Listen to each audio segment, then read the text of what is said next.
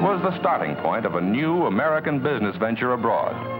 But ahead, there was a long, long distance to travel, a huge investment, years of effort, and no end of patience and perseverance. Most important of all, the job would require men, hardy men, determined men who were willing to leave families and friends and journey halfway around the world on a quest that might end in failure. Men who could face hardship and monotony and still take it. The United States has been involved in this empire-building process since approximately the end of World War II, but most of it has been done secretly. It's been done by economic hitmen like me.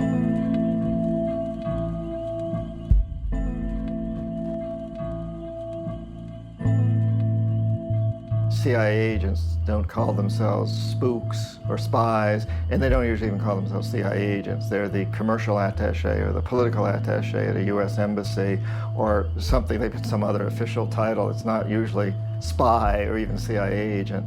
And it is the same with us. It's an economic hitman is a generic term, and but it's not one that you don't put on your business card.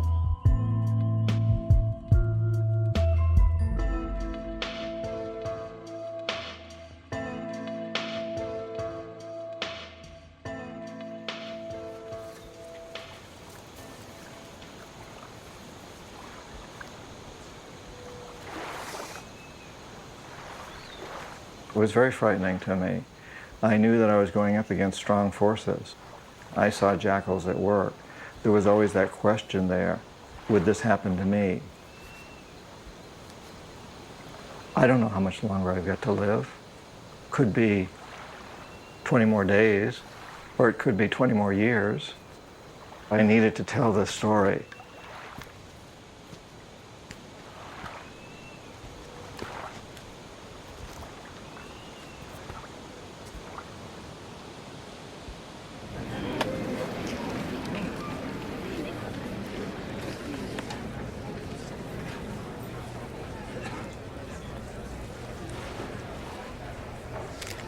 Buenas noches. Qué interesante que tanta gente quieren charlar un poquito con un gángster económico.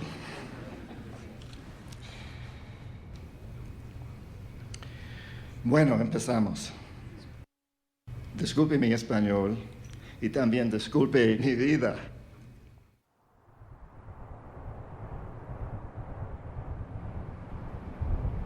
I was still in college.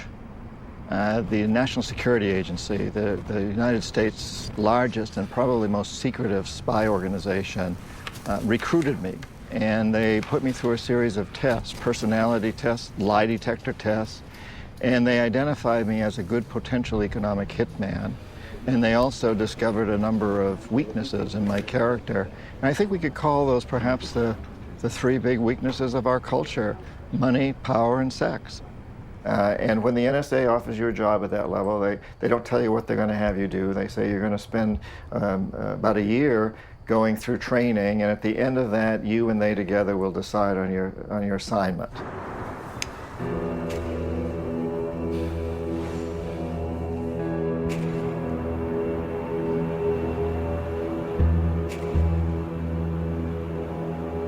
I was at the Boston Public Library, which was right near the Charles T. Main offices where I worked, and I was doing research on some of the countries where I was working, and I was there looking for some information. I was having a difficult time finding some.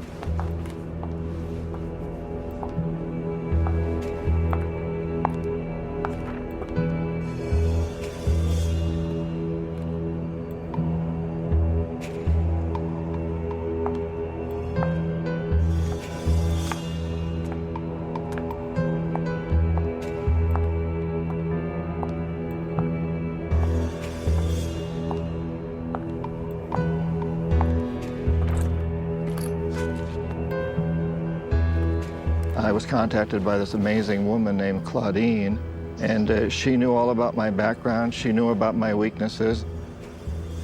She came up and put a book in front of me on the desk, open to some of the information I was looking for, and her card was there, and it said consultant to Charles T. Main, which was my company.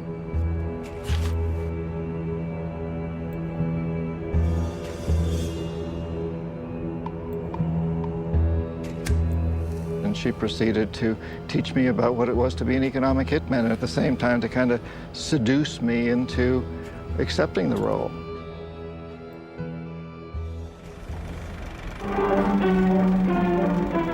Wherever the limited water supply permitted, wheat was grown. And the Arab, essentially good-humored in spite of his hard life, would make a little dance and a little song as he threshed the grain. And for townspeople and Bedouin alike, life was an endless struggle. None of them knew that this desert, barren of natural resources to the outward eye, had been blessed by nature beyond the wildest dreams of those who raided and struggled for life across its sandy, wind-swept wastes.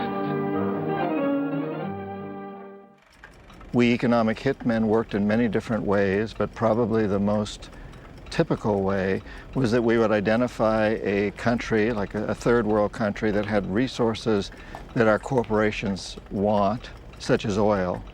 And then we would arrange a huge loan to that country from an organization like the World Bank. But most of the money would go directly to some U.S. construction company or other contractor, such as a Bechtel or a Halliburton. And those companies then would build huge infrastructure projects in this third world country, like power plants, industrial parks, ports. When Charles T. Main had a contract with the government, my job was to inflate the need as high as I could, make the loan as big as I could, and this was, in essence, a policy. Among the more important undertakings for the benefit of the Saudi Arabs, wholly unconnected with oil operations, is the full-scale agricultural experiment project that is underway at Al-Kharj. This irrigation canal, which the oil company helped the Saudi Arab government to build, is bringing water to an area of nearly 3,000 acres now under intensive cultivation. But the whole country would be stuck holding a huge debt, a debt so large that it couldn't possibly repay it. So at some point, we economic hitmen would go back to that country and say, look, you can't repay your loan, so do us a favor. Vote with us on the next critical United Nations vote, or send troops in support of ours to someplace in the world like Iraq, or most importantly, sell your oil to us real cheap, or your labor pool, or some other resource that we want. So it's an amazingly clever scheme, because the lines for tracing it were very hazy. These private companies are paid by the government, but they're paid under these misleading contracts. So for instance, Charles T. Main is hired to do economic hitman work, but it's considered engineering feasibility studies or economic feasibility study. And there was no direct connection. And of course, the other interesting thing is the money, we didn't even have to get the money that we loaned the countries. We got it through the World Bank. We'd set up an organization that was there to provide the money to do this. So we didn't need to provide it. Our own government, the United States government, didn't have to provide it, except we'd provide some to the World Bank, so we didn't even have to put up the money. And in that way, we've managed in the last 30 or 40 years to build the world's first truly global empire, and we've done it primarily without the military, primarily through economic hitmen.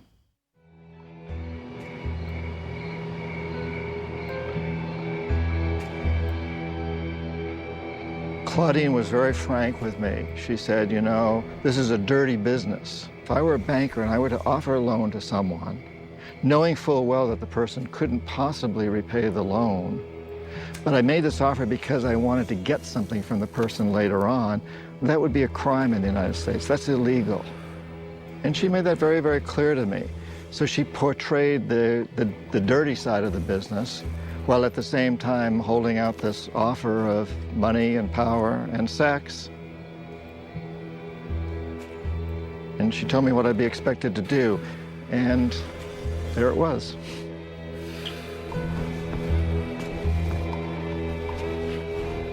And she let me know that I shouldn't consider going into that work, even taking my first assignment, unless I was convinced that I was going to stick with it, because, as she put it, once you're in for life.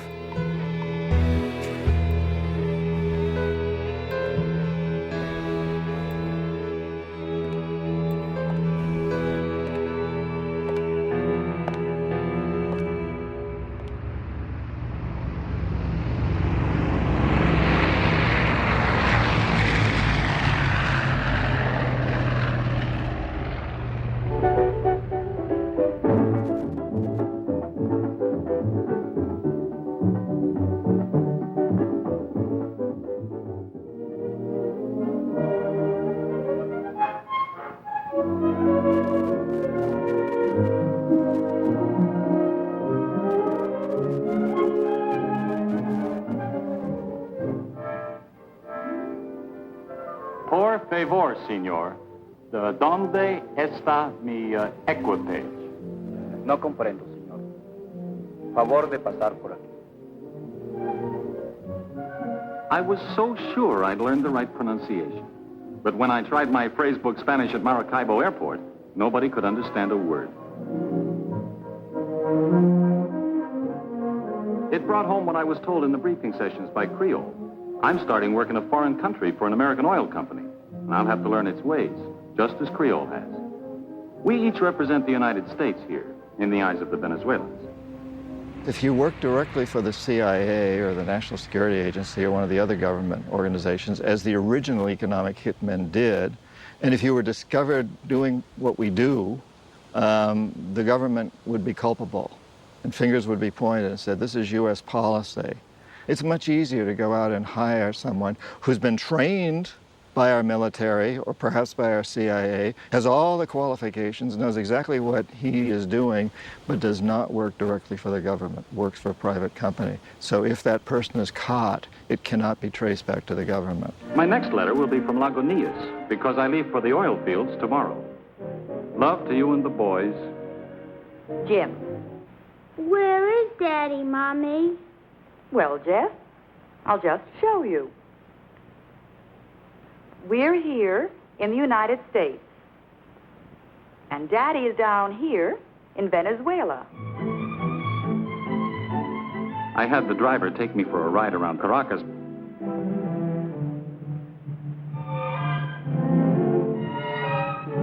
He showed me the news sections in the east, where just 10 years ago there were sugarcane and coffee plantations.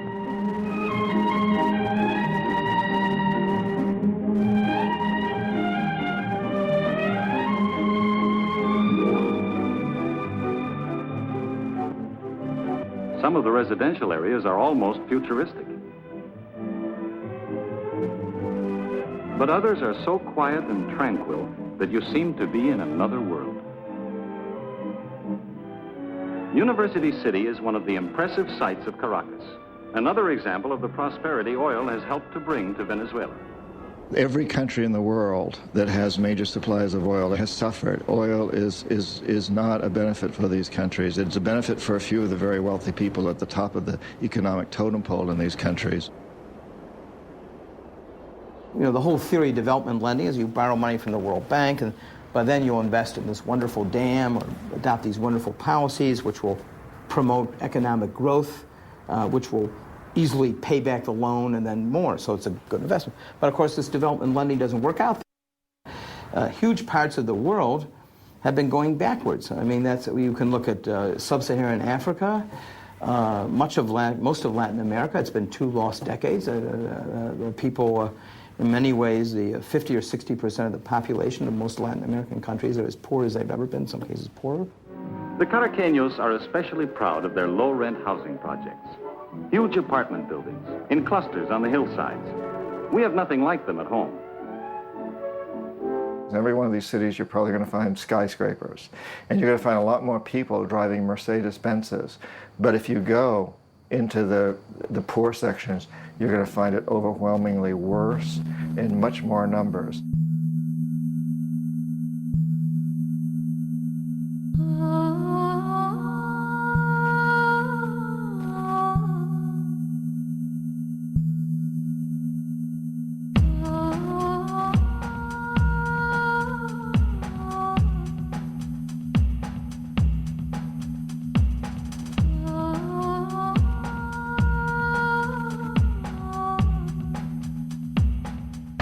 What they don't teach you in school, what you don't think about in general, is that when you help a country's economy, you don't necessarily help its people.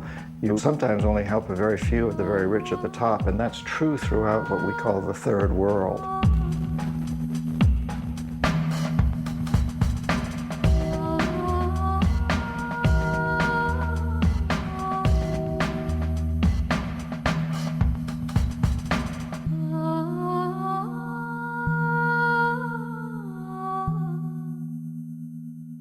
Identificamos un país que tiene recursos nuestras corporaciones desean. Por ejemplo, en los 70s identificamos a Ecuador como un país lleno de petróleo. Yo le pregunto al arrepentido si a un gángster, a un sicario de la CIA, tiene conciencia y por lo tanto tiene credibilidad como para convencer de su arrepentimiento.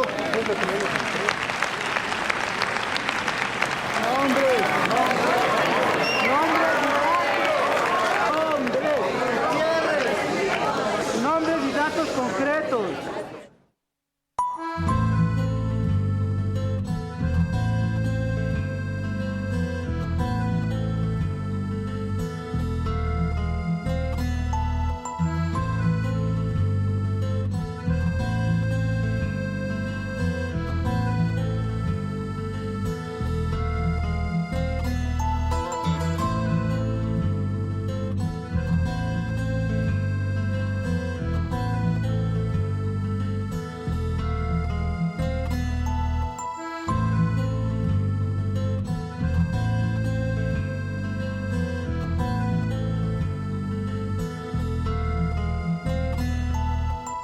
He was a man who wanted Ecuador to go its own way. He wanted the indigenous people to not have these U.S. oil companies come in and pollute the area and so forth. He was a very enlightened guy, not particularly radical.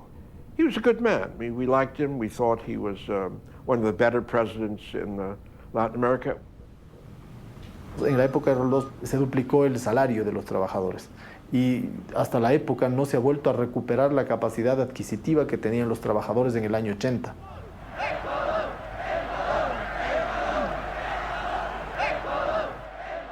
Mi papá siempre, cuando le preguntaban cómo quería ser recordado, si como un gran presidente, si como un hombre brillante, y él era un hombre brillante, extremadamente inteligente, él una vez respondió como un hombre bueno. Jaime Roldos was in favor of a Hydrocarbons Act that protects the oil of Ecuador and makes sure that the Ecuadorian people get a fair share of the profits of the oil that's taken up. Una de nuestras principales riquezas es el petróleo. El petróleo constituye hoy el filón principal de la riqueza ecuatoriana.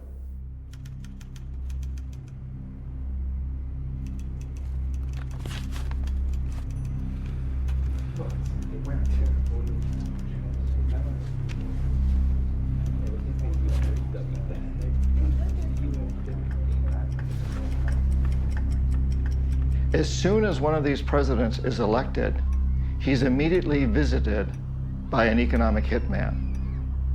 Someone who looks a lot like me walks into their office and he says, "Look, Mr. President, I'm here to congratulate you on being president." And he says, "In this pocket, I've got a couple of $100 million for you and your family if you play the game our way. And in this pocket, I've got a gun to shoot you with if you decide to fulfill your campaign promises.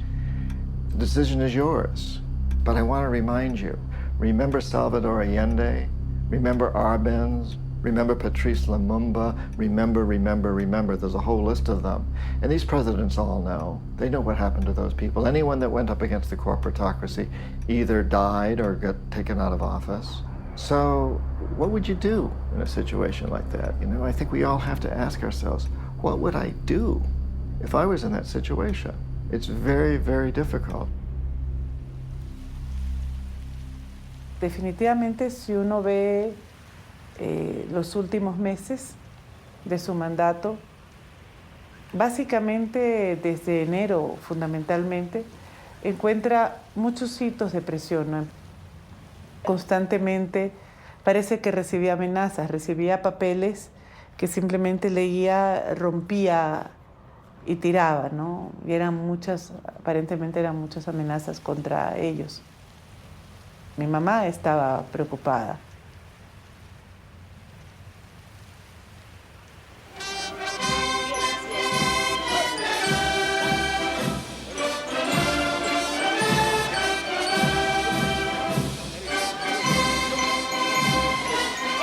Seguiremos defendiendo, como hemos defendido, la no intervención y la libre determinación de los pueblos. Y saludamos con beneplácito los avances democráticos que hacen los pueblos del mundo. Procuramos una América Latina más unida, más fuerte y más solidaria. When the economic hitmen fail, the next step is what we call the jackals. Jackals are CIA-sanctioned people that come in and try to foment a coup or revolution. If that doesn't work, they perform assassinations or try to. Probemos el amor a la patria cumpliendo cada quien con nuestro deber. Nuestra gran pasión es y debe ser el Ecuador. Nuestra gran pasión, oídeme, es y debe ser el Ecuador. ¡Viva la patria!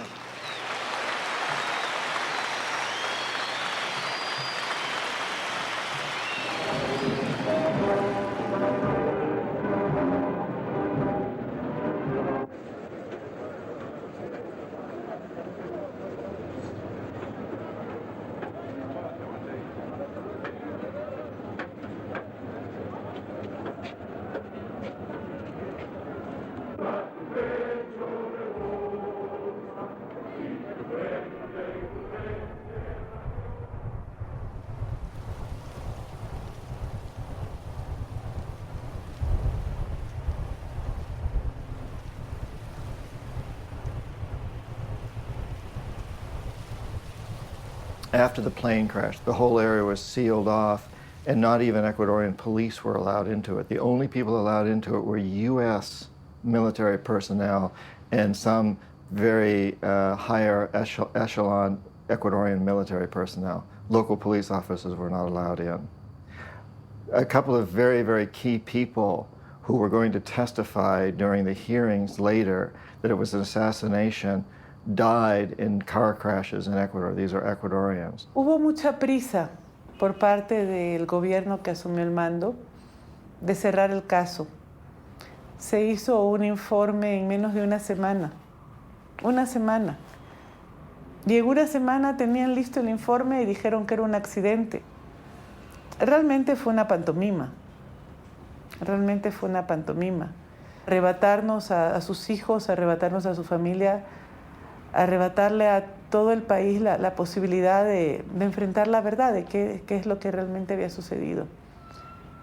Y creo que eso es una de las peores cosas que le pueden hacer a uno. Arrebatarle, ¿no? Porque no hay cierre posible.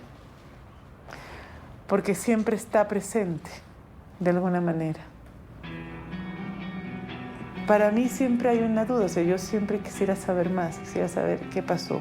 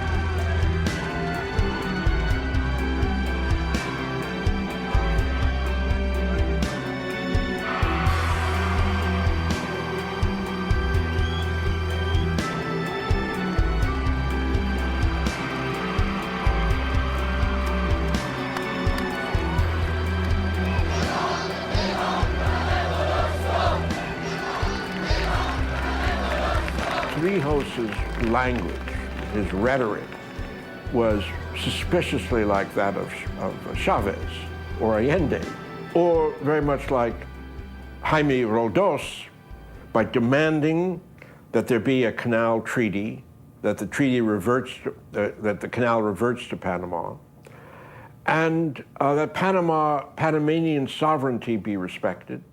He basically said no to the United States. He said, we're not going to do things your way anymore. This canal belongs to the Panamanian people. It bisects our country. We want it back, and we should have it back. This brought tremendous pride to Panamanians to have him say this. It changed their attitude tremendously. It increased their spirit.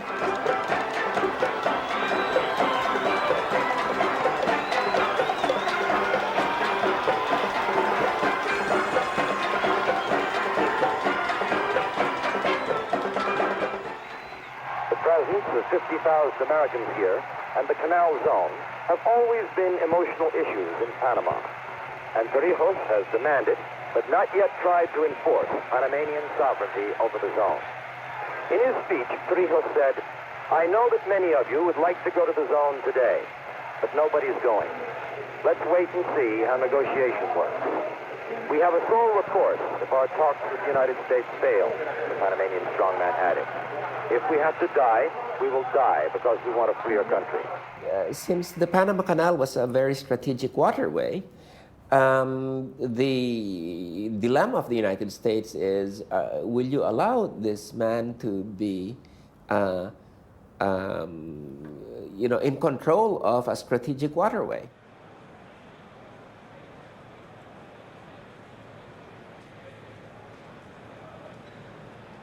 Torrijos is a friend and ally of Castro, and like him is pro-communist. He threatens sabotage and guerrilla attacks on our installations if we don't yield to his demands. Well, the Canal Zone is not a colonial possession. It is not a long-term lease. It is sovereign United States territory, every bit the same as Alaska and all the states that were carved from the Louisiana Purchase. We should end those negotiations and tell the general, we bought it, we paid for it, we built it, and we intend to keep it.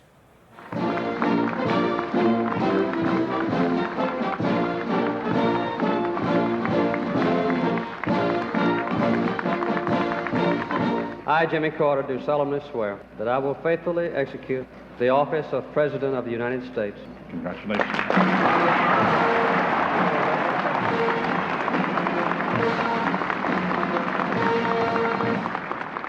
I was sent into Panama to bring Omar Torrijos around, to bring him into our system. And he refused to do that. He said, look, I know if I play your game, he told me directly, if I play your game, I'll become very rich. But that's not what interests me. I want to help my poor people.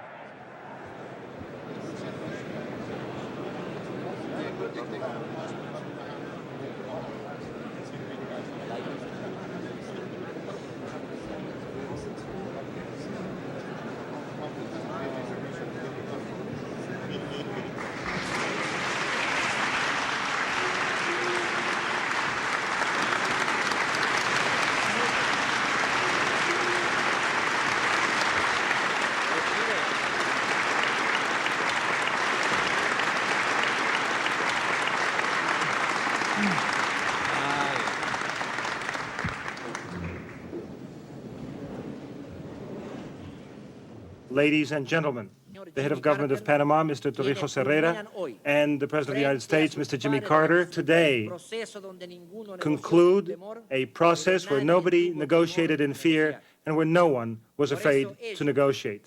We are here to participate in the signing of treaties which will assure a peaceful and prosperous and secure future for an international waterway of great importance to us all.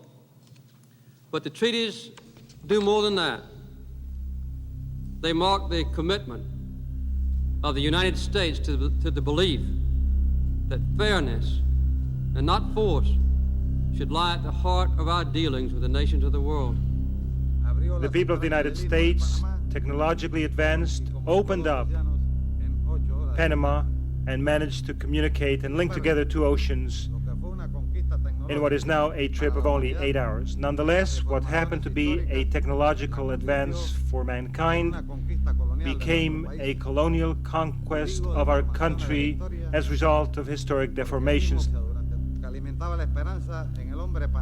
What made Panamanians hopeful and what strengthened Panamanians' patience was the firm conviction that the American people are not a colonialist people. It was a terrible burden for me that I knew that if I didn't really want to corrupt Torrijos because I'd admired his courage and his honesty and his determination to help his poor people. I admired that. On the other hand, it was my job to corrupt him, and I felt that if I didn't corrupt him, then the jackals would come in and something much worse would happen to him. My presence here, together with the leaders and statesmen of this hemisphere, represents the conclusion of many struggles on the part of many generations of Panamanian patriots.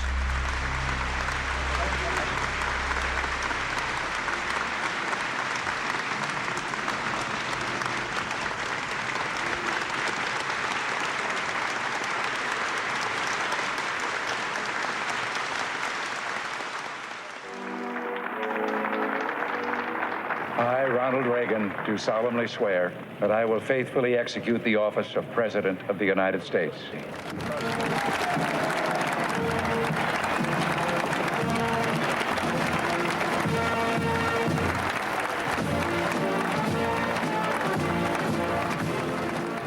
Todo el clima político cambió en América Latina. Carter era un hombre cercano, era un hombre que había fomentado el clima de democracia. Ronald Reagan no.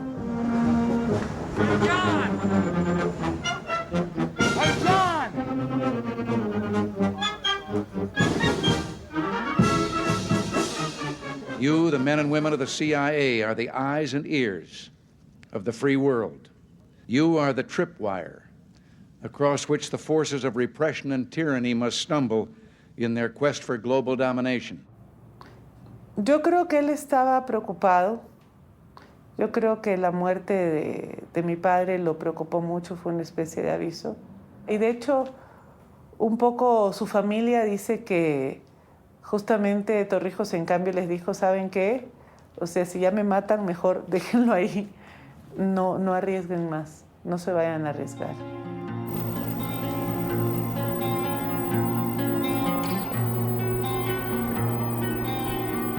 Good afternoon. This is a special news bulletin.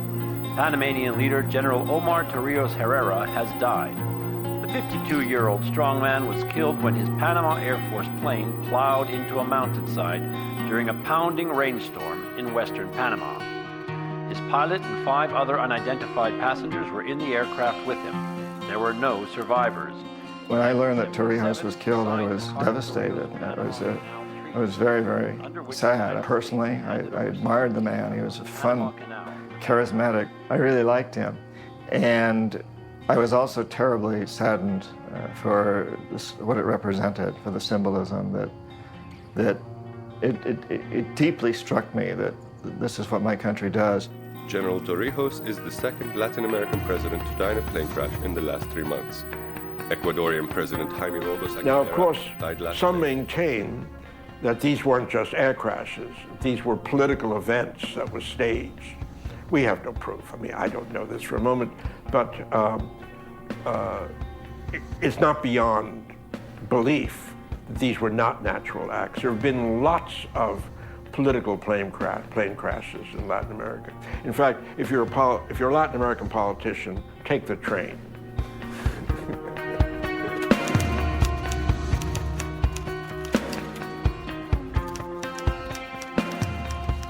From the beginning of my tenure as an economic hitman, it bothered my conscience. And I was very torn. Up to that point, I'd lived a good life. I'd traveled first class all the time, but I'd reached a point where I could no longer justify this. I knew what we were doing was absolutely wrong. It was not to the best interests of humanity. It was not to the best interests of the future of the United States. It was totally contrary to those things, and I'd really begun to accept that.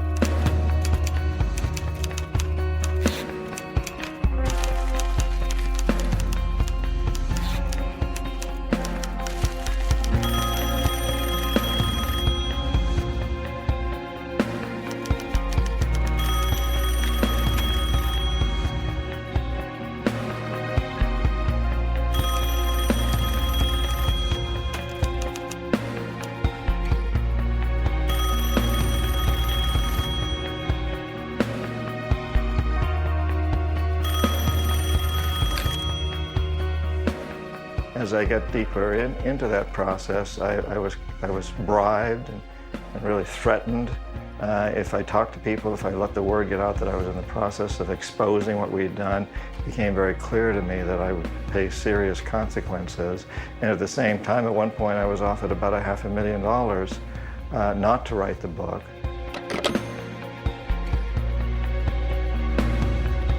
So I succumbed to this combination of bribes and threats.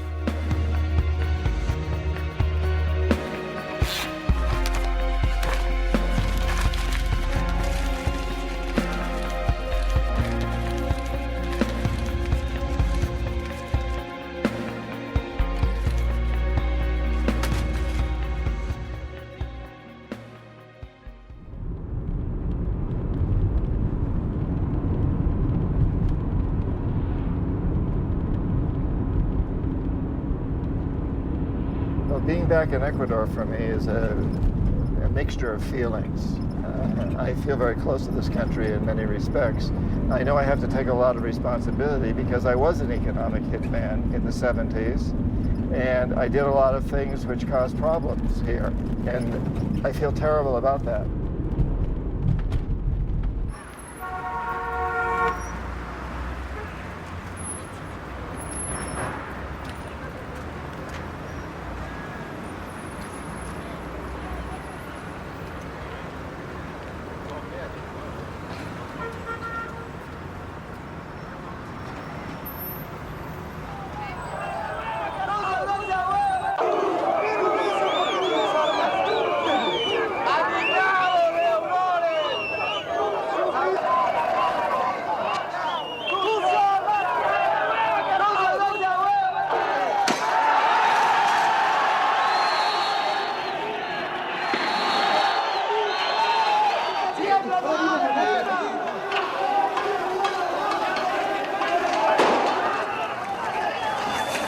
Hubo gente que hizo sus carreras políticas sobre los cadáveres de mi padre.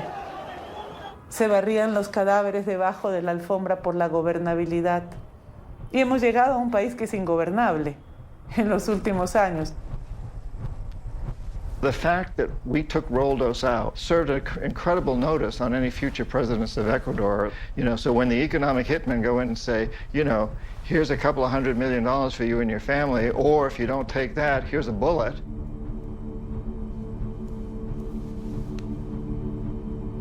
The temptation is to say, well, look, I'll go along with it because maybe I can do something good, and in the meantime, I'll get rich, and my family will get rich, and nobody's going to do any better than me.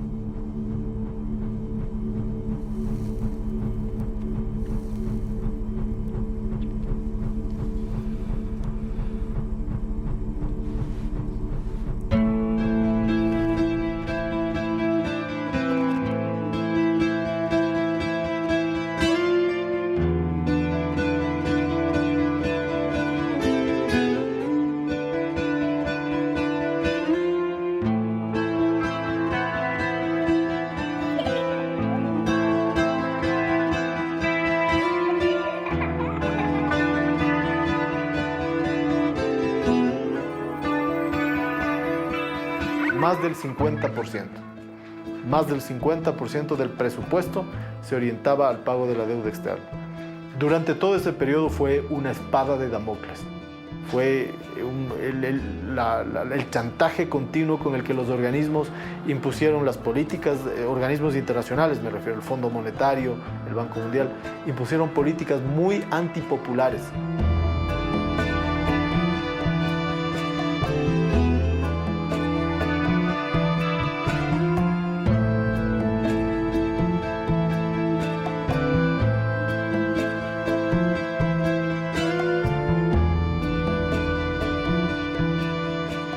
La dolarización fue un gran atraco, fue un gran robo nacional. Primeramente, quiero decirles que agradezco la oportunidad de estar aquí hablando con ustedes, con todos ustedes. Vengo con el mayor de los respetos por el liderazgo que el Ecuador está teniendo en el proceso democrático. ¡Abajo yo, la gente de la CIA!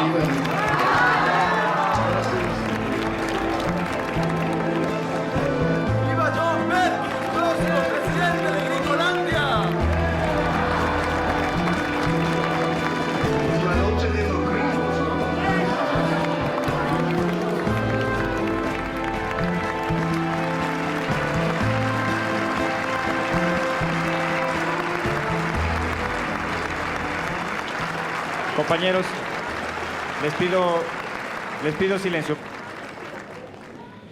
Desde la Segunda Guerra Mundial, los sicarios económicos han creado un imperio global.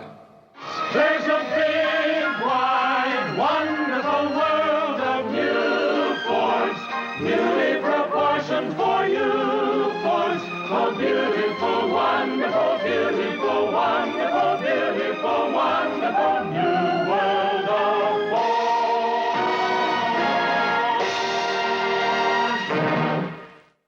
I have asked Robert McNamara to assume the responsibilities of Secretary of Defense, and I'm glad and happy to say that he has accepted this responsibility. Mr. McNamara leaves the presidency of the Ford Company at great personal sacrifice. What do you believe that will cost you? More than I like to say. There will be profits foregone of approximately $3 million during the next 3 to 4 years.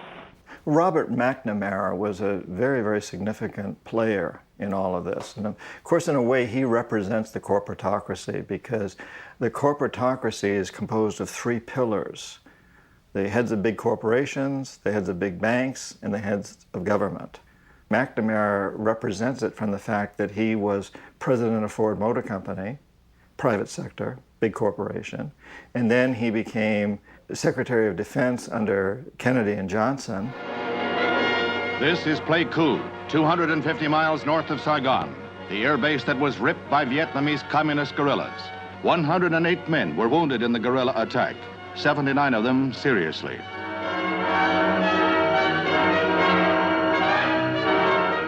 U.S. representatives in Saigon met with representatives of the South Vietnamese government.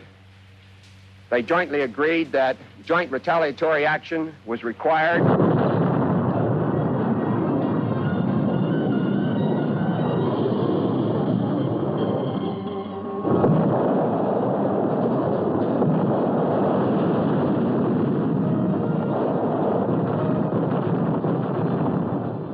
The Viet Cong, the communists, have lost 89,000 men killed in South Vietnam. Thousands of demonstrators opposed to the Vietnam War assembled in the nation's capital for a mass protest. For the most part orderly, minor scuffles did occur between the demonstrators and hecklers. Robert McNamara, when he was Secretary of Defense, was there during a great deal of the Vietnam War. And he saw the futility of trying to expand empire through the military.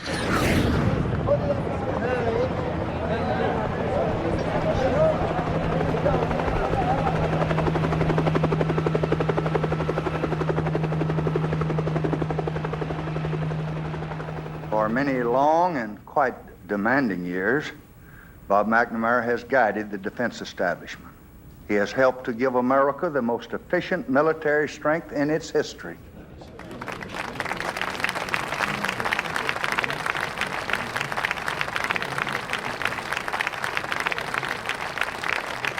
In this intensely loyal, brilliant, and good man, America is giving to the world, and if I may be personal, I am giving the world the very best that we have to win the most important war of all. He really made the World Bank into what it is today. When he entered the World Bank, it was lending about $900 million a year. When he left in 1981, it was lending $12.5 billion a year. And then he was the one who really made poverty alleviation the bank's mission. It was McNamara who really came out with these very typically American sort of missionary statements about we have to be our brother's keeper, you know, and help the poor and all this. And he really inspired people at the bank. They thought, well, this is just we have a real mission, you know. You know, it's sort of like Wolfowitz bringing democracy to the world.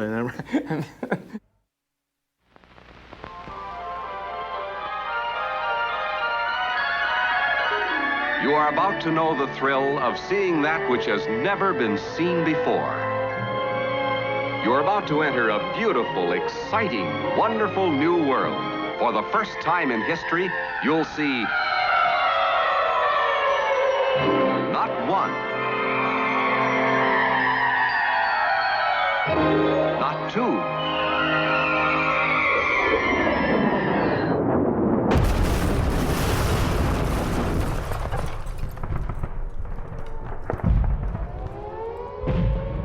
We come to Iraq with respect for its citizens, for their great civilization, and for the religious faiths they practice. We will deliver the food and medicine you need.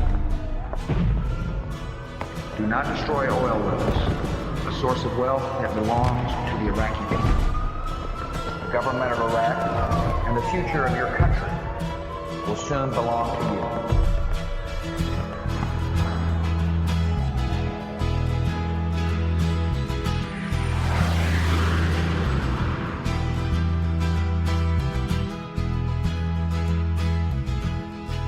We provided Saddam Hussein with a great deal of money and weapons. In fact, we brought Saddam Hussein into power. We lent him billions of dollars. We built chemical plants for him, knowing full well that these chemical plants were being used to produce chemical weapons that would be employed against the Kurds and the Iranians. But we continued to support this man. And the economic hitman went in and tried to convince him to accept a deal similar to what the Saudis had accepted. One of the signs that the relationship wasn't working was when Bechtel tried to get a pipeline built, working with Saddam Hussein, that would bring Iraqi oil out of the port of Aqaba, Jordan, and Bechtel would build this oil pipeline. And Saddam Hussein said no, and the fact that he said no to this huge deal was one of the signs that this guy isn't going to play ball as we want him to. Now, had he accepted that deal, he'd still be president. But he didn't. I'm not sure why. Maybe just stubborn, maybe crazy. I don't know why he didn't accept, but he didn't. And so we sent in the jackals.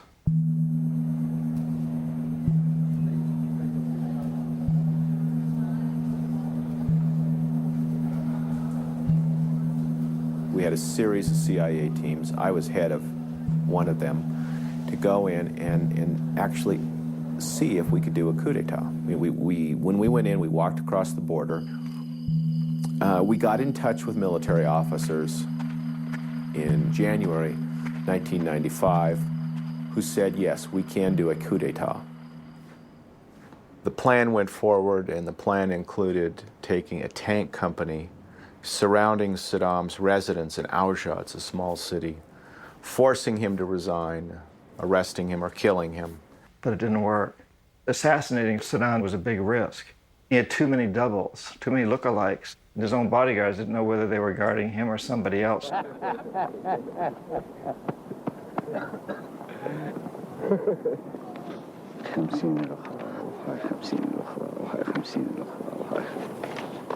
شكرا لأشكال الدولة زنكين. And so we sent the military in, the last resort. You got the economic hitman. When they fail, the jackals go in. If they fail too, then as a last resort, we send in the military.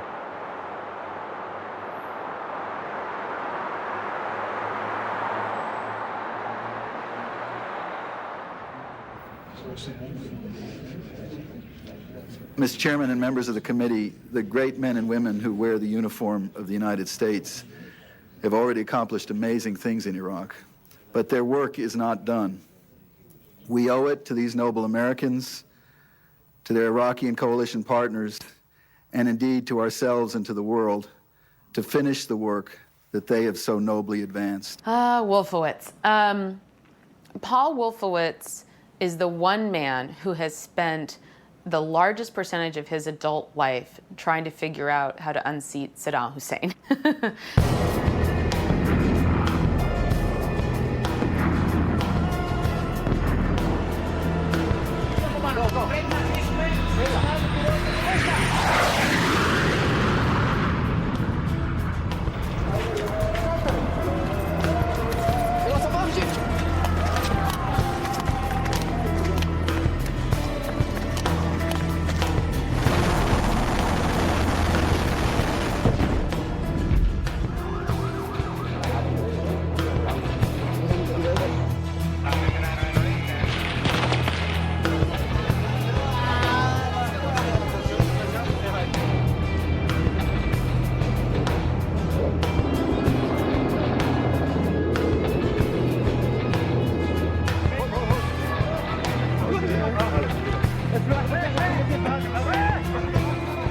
So we sent in the military, and we did take him out.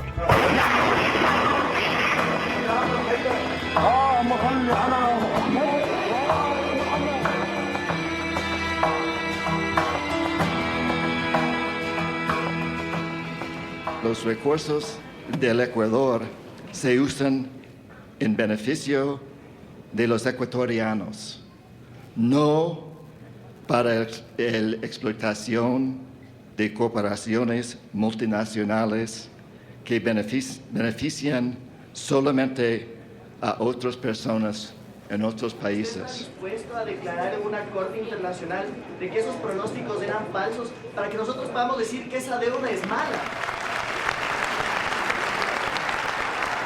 Ellos saben que nos han estado robando, que hemos pagado cuántas veces la deuda externa y muchos insisten todavía en negociarla, en pagarla. Cuando uno estadounidense sabe perfectamente que no debemos pagar, dice, no podemos pagar una deuda que ya está 10 veces pagada. No nos da de ser una colonia norteamericana. Y si queremos, y si nos da la gana de ser una colonia.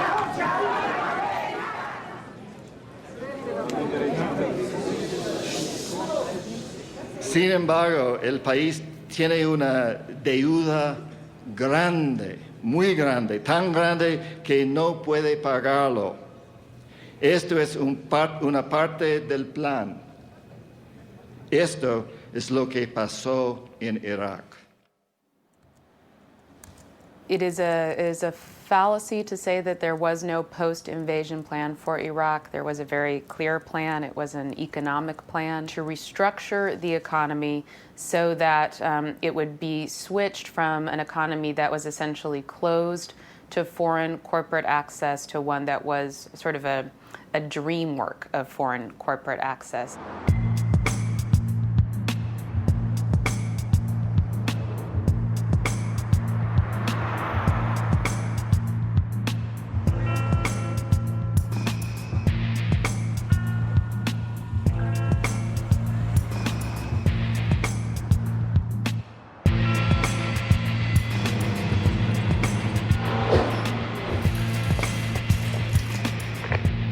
They used U.S. transport cargo planes to fly 144 pallet loads of $100 bills.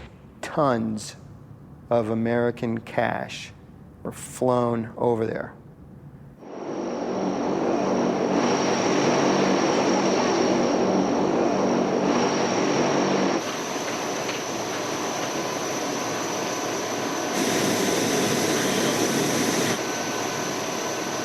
As the name implies, the Development Fund of Iraq was meant to be money used for the development of Iraq. We, the Coalition Provisional Authority, that was the sovereign government for Iraq, held those Iraqi funds in trust for the Iraqi people. And we dispersed against it for projects that were designed to build the country, that is, help the Iraqi people. That was the intention, that was the ideal. In reality, that system broke down in many ways. It's a total looting situation. in Iraq. We're stealing everything, basically. It's not just about oil, it's about everything. Yes, there's money being stolen, there's tremendous amounts of corruption. And there's a picture of $2 million sitting on a table behind 3 of the government officials in Baghdad who were just handing out the cash to people. That's all they were doing, just handing out the cash all day long.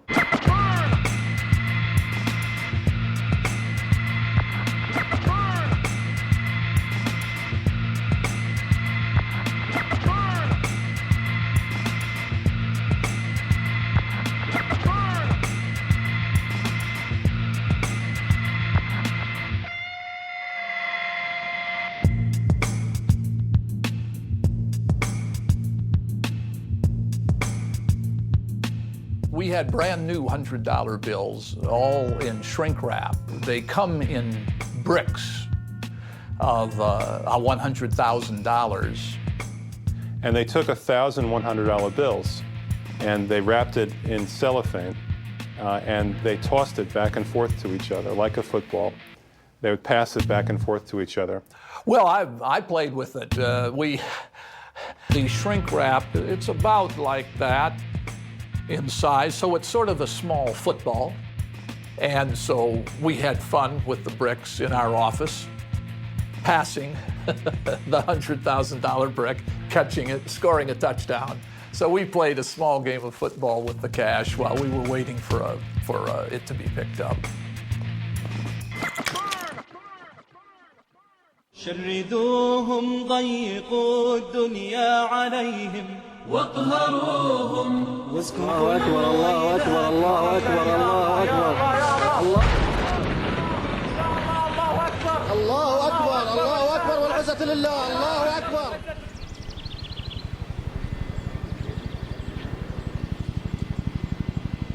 Thank you, Mr. Governor. It's my 3rd time back in Mosul, and I must say I've enjoyed it every time I've been here. Starting July 1st, Iraq will have its own government again. What?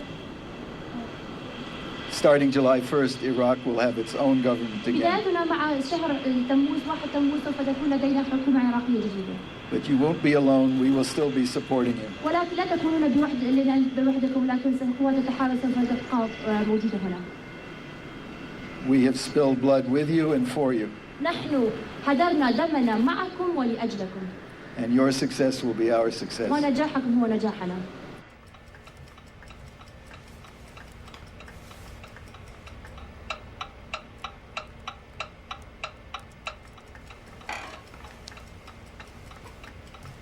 In June of 2004, there was a frantic rush to spend money.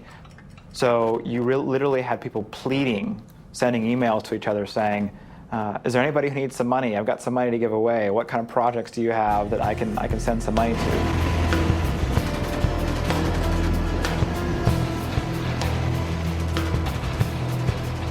There were some military helicopters, 3 military helicopters were contracted and sent up to Erbil to drop off the money. They then come back to Baghdad, and on the way back to Baghdad, they realized that they hadn't gotten a receipt for the money. They had no way to account for how much money had been dropped off. We'd forgotten to get a bill for $1.4 billion.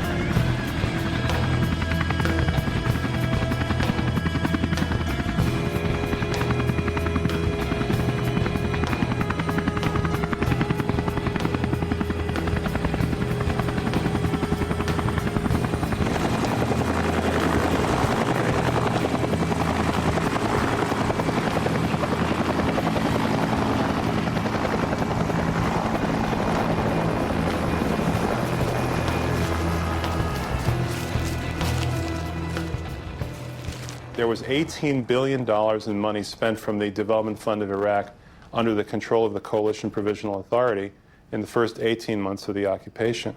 Half of that, $9 billion, is unaccounted for. Nobody knows where it is. Nobody knows what happened to it. Nobody can tell you exactly how much money went into the reconstruction using Iraqi money. That's a black hole. We don't know who it went to or what it went to. We know that about $9 billion was lost during the initial months of the occupation.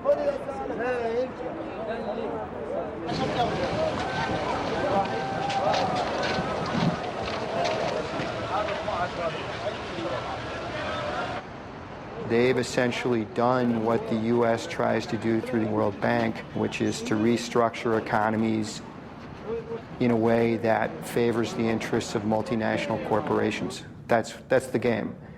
Here, they've taken off the velvet glove and used the iron fist in a way that is much more blatant and obvious to anybody who cares to pay attention. Are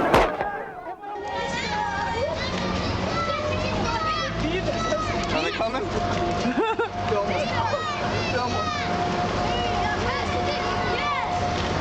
getting it? You want some water? Water? Mike? Come on, keep running. Here. Here.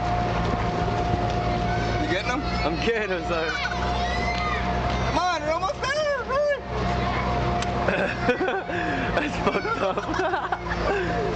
Here. Can you see him? I can see him, sir.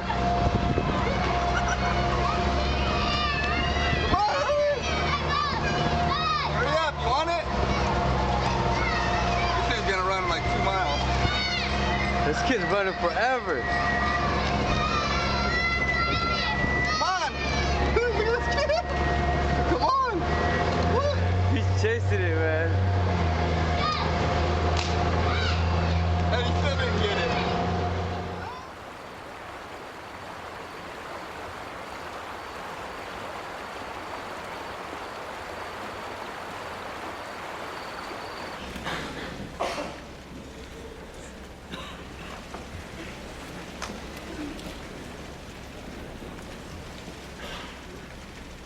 I appreciate the world leaders taking my phone calls as I explain to them why I think Paul will be a strong president of the World Bank. I've said he was a man of good experiences. He helped manage a large organization. World Bank's a large organization. The Pentagon's a large organization. He's been involved in the management of that organization. He's a skilled diplomat. And Paul is committed to development. He's a compassionate, decent man who will do a fine job in the World Bank. I believe deeply and passionately in the mission of the World Bank. The opportunity of working to lift 1 billion people who earn less than $1 a day out of poverty and billions of others who live in circumstances of poverty, to give them a fair chance in life is an exciting responsibility and a real challenge.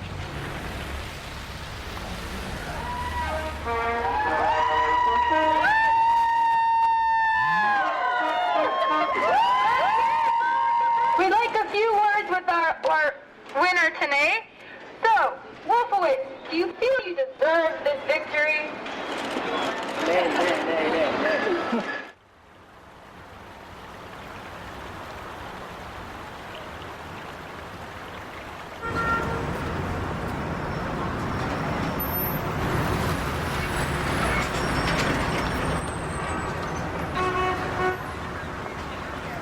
They're basically economic hitmen, you know. They spent $20 billion out of Iraq's money in this unbelievably wasteful and unaccountable fashion, and now Iraq has trouble financially and in fact, you know, is in debt, and that's very convenient for the US government, because in order for Iraq to get credit and investment or IMF support, there are certain conditionalities, and one of those conditionalities is privatize your oil.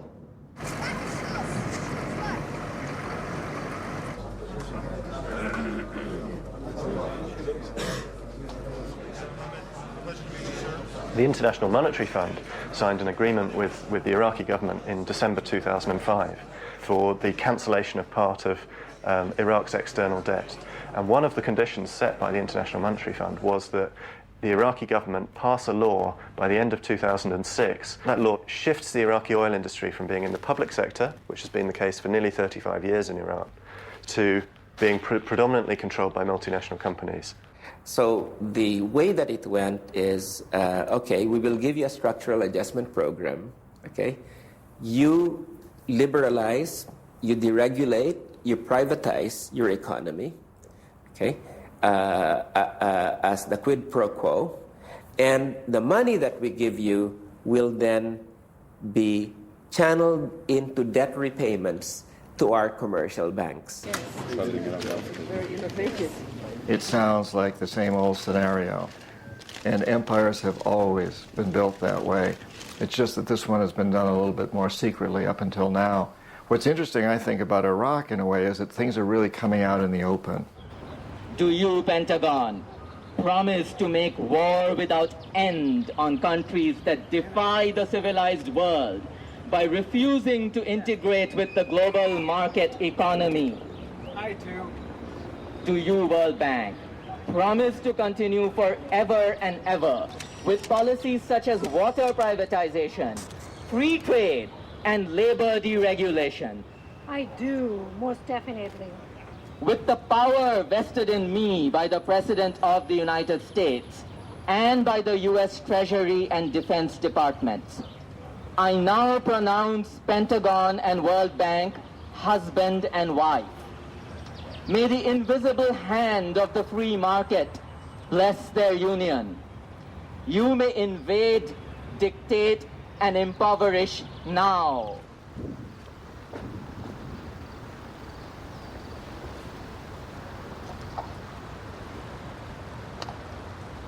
One thing that has impressed me a lot as I've traveled around the world is not only that the poorest countries of the world need and value the relationship with us, but even the very successful developing countries still find a benefit from working with the World Bank.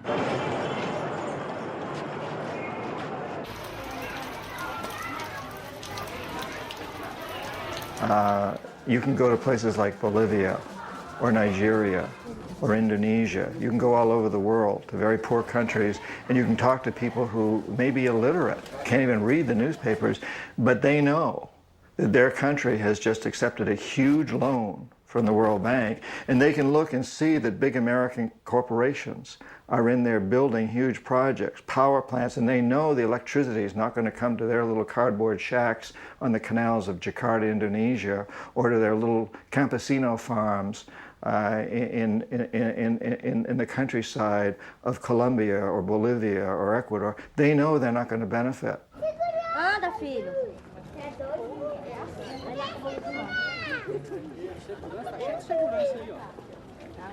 Certain things are really very simple and very clear. It's very clear and simple that the purpose of this is poverty reduction. It's very clear and simple the purpose of this is to increase our ability to provide usable resources, not to cut back on lending. And in fact, I'd note in the past year our lending has reached record levels, but it needs to go up further, and we're going to need more money from donors.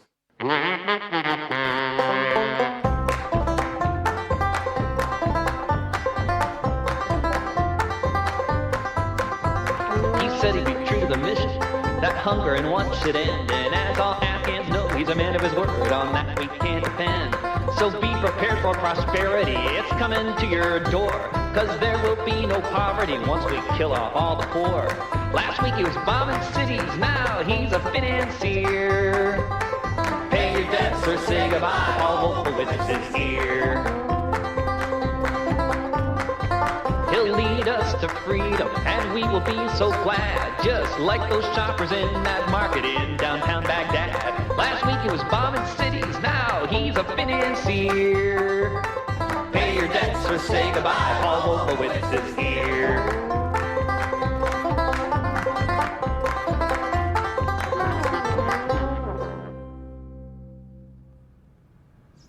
You know, 100 years ago, there would be debt repayment crises in places like Venezuela and so on. And the US and Germany and France would send in gunboats to collect the debt.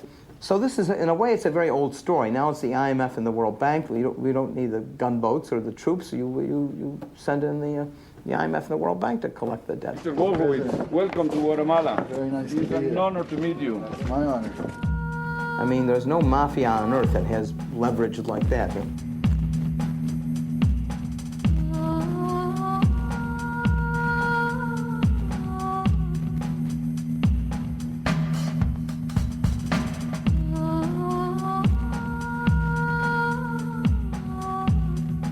We looked at Saudi Arabia as our biggest success as economic hitmen, and probably the one that, in the long run, has had the most impact on world history for a long time. The king sees the oil development as the greatest single means to modernize his country and improve the living standards of his people. The Navy has said that Saudi Arabian oil is one of its most important strategic sources of supply.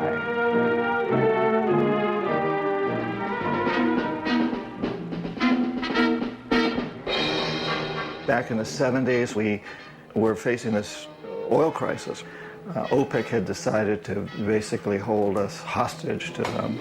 And the Treasury Department came to me and other economic hitmen and said, you know, we can't allow this to happen anymore. We can't be blackmailed by OPEC. You guys have to figure out a way to stop this. And we knew that the key to any such solution lay with Saudi Arabia, because we knew that the House of Saud was corruptible and Saudi Arabia had more oil than anybody else in the world.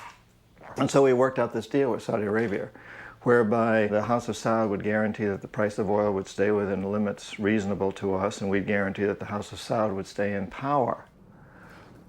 So what we agreed to do was not investigate Saudi Arabia, not condemn it, not look into it if it would pump oil. It was a gentleman's agreement. You will not find a piece of paper. But it was always understood. Now, in the case of Saudi Arabia, in the long run, there was what we call blowback. It's a CIA term. It means that a policy that you think has worked to your advantage ultimately blows back in your face. If 15 of the suicide bombers on 9/11 were Saudis, right? How many Saudis have been indicted, have gone to jail for 9/11? None.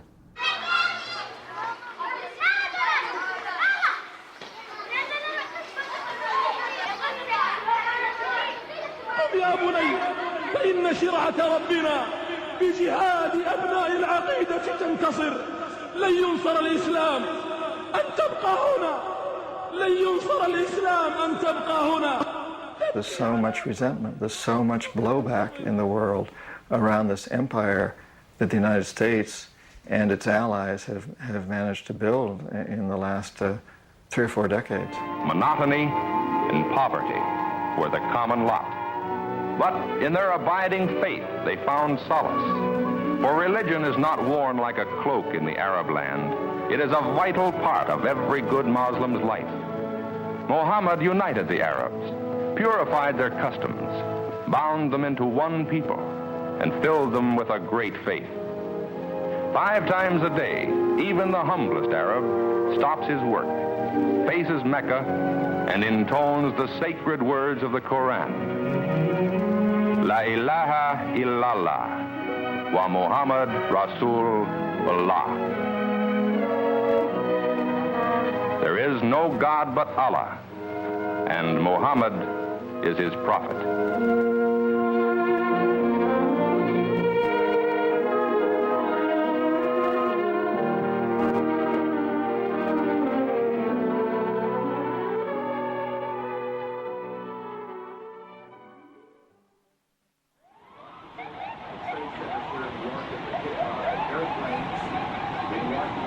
Oh my God! Oh my God! Oh my God! Oh my God!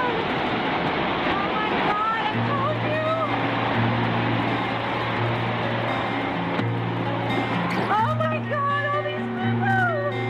Oh my God! Oh my God! Oh my God! Americans are asking, why do they hate us?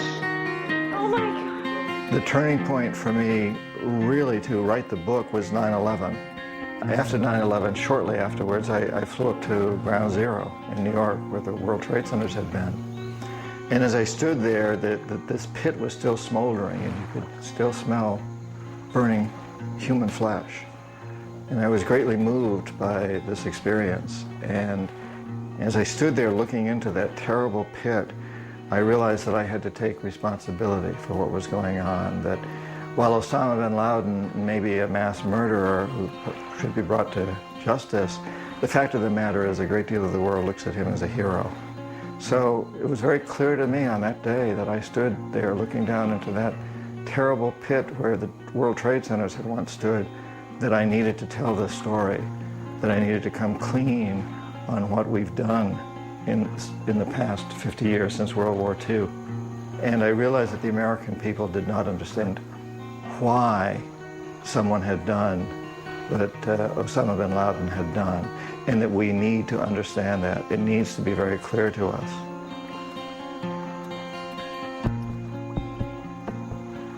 It was very frightening to me. I knew that I was going up against strong forces. I mean, I was an economic hitman. I saw jackals at work. So I was very, very concerned about these things. And I was concerned about my physical well-being too, and that of my family. I don't know how much longer I've got to live. Could be 20 more days, or it could be 20 more years, but it can't be a lot longer than that. In 20 years I'll be 80, and I may live a little longer, but you know, as a writer, as a productive member of society, and from that standpoint, I don't have a lot of time left. So I decided I want to devote the rest of my life, however long that may be, to making this a better world for my daughter and her brothers and sisters all over the world. And that's what I must do. And so it doesn't really matter what the repercussions are. I must write this book because that's taking the first step.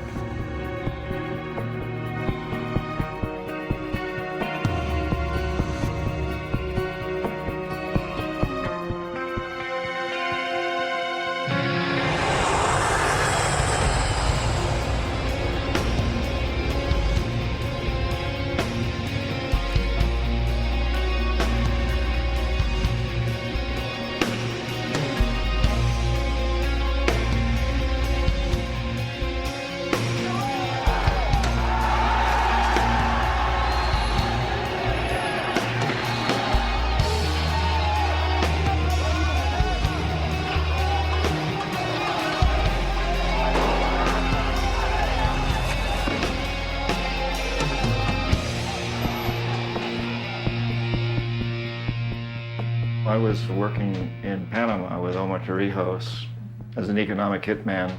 At the same time with your father, he was very nationalistic and a real populist, and he basically said no to the United States. He said, we're not going to do things your way anymore, which was rather shocking, I think, to Washington.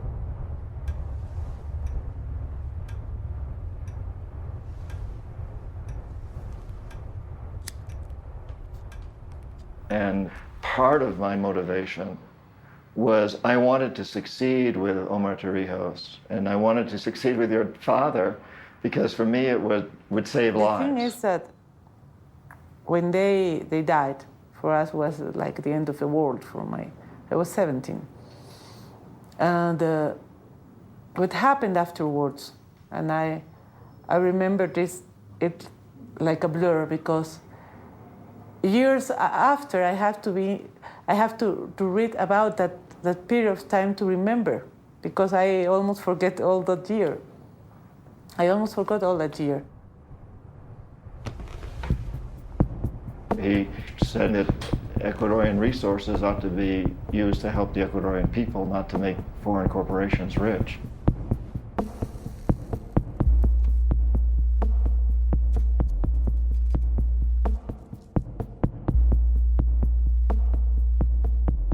And so we sent the jackals in to assassinate him.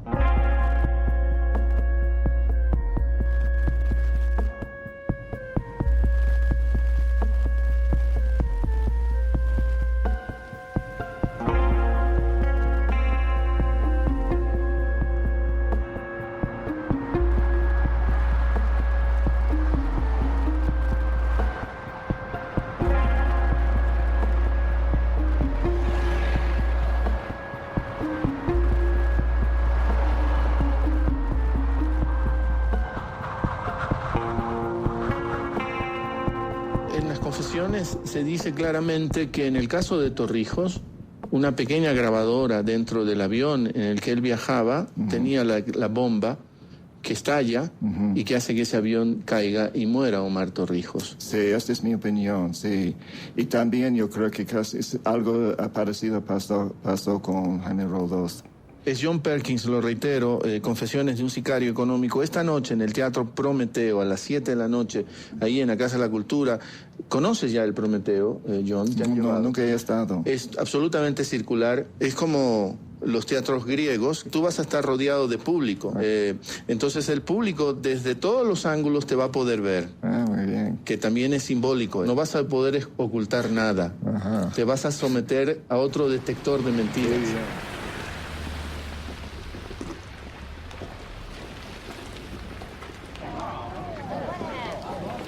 Llamar a la reflexión de que de pronto los países pequeños también somos dignos, de que hay una gran reserva moral en países pequeños como el Ecuador, de que hay una gran reserva moral en cada uno de nosotros y en presidentes como Roldós. A mí aún me es difícil hablar de la muerte de mis padres, y en este momento sí, y aquí en este lugar sí, son como la hija de Jaime y Marta. Oyendo a estas palabras de Marta Roldós, me puso mucha emoción en mi corazón. Tengo que pensar un momento. Aquí en Quito cayó el imperio incaico. Aquí en Quito empezó la caída del imperio español. Y aquí en Quito, el Ecuador, caerá también el imperio norteamericano.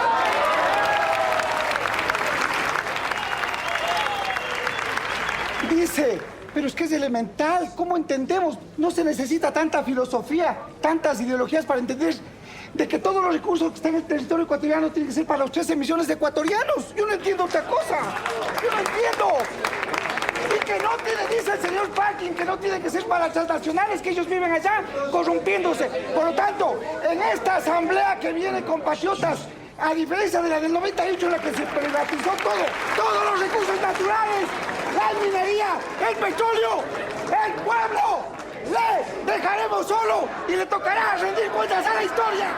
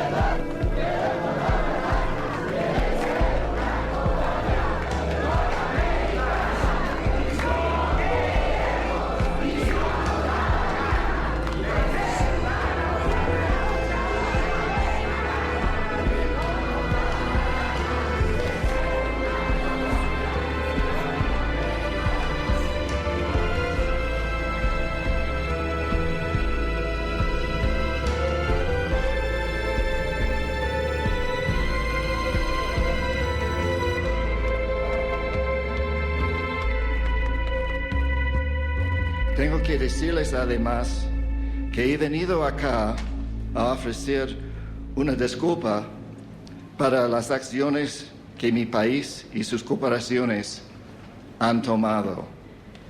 Debo aceptar mi responsabilidad personal por algunos de estos actos.